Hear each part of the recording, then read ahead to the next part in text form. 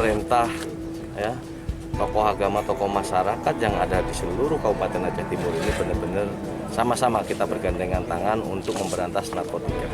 Kalau ada informasi yang berkaitan dengan peredaran narkotika, ada informasi-informasi menyangkut dengan masalah narkotika di wilayah Aceh Timur ini, tolong diinformasikan kepada kami, ya, pihak yang berwenang, khususnya kepolisian ataupun Sat Narkoba Polres Aceh Timur, BNK juga bisa melakukan upaya-upaya penindakan terhadap pelanggaran peredaran narkotika di Kabupaten Aceh Timur. Ya, terima kasih. Jadi berkaitan dengan jalur tikus tadi saya sampaikan. Jadi di Aceh Timur ini jalur pantainya cukup panjang, 100 kilo lebih lah kurang lebih ya. Ini memiliki beberapa titik jalur tikus yang ada di wilayah.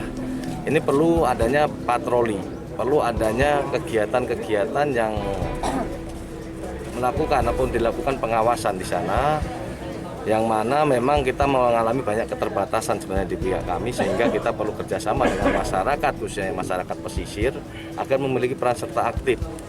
Ya, jangan sampai malah nanti terlibat di dalam sana terkait dengan masalah jaringan narkoba ini. Jadi kita agak sedikit kesusahan, sehingga perlu memang kesadaran, kembali ke kesadaran masyarakat dan peran serta aktif daripada masyarakat, partisipasinya.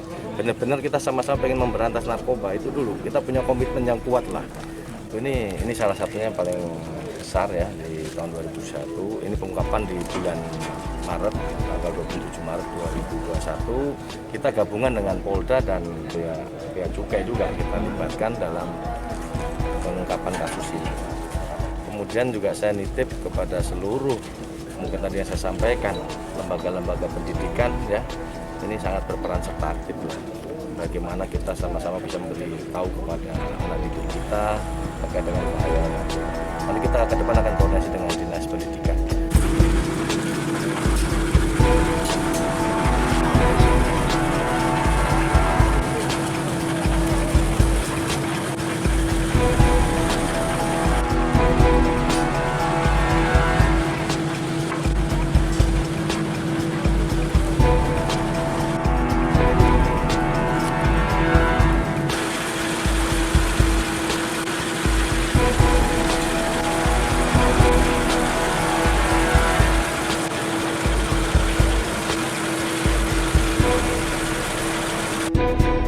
Tersangka yang kita amankan ada 4 orang.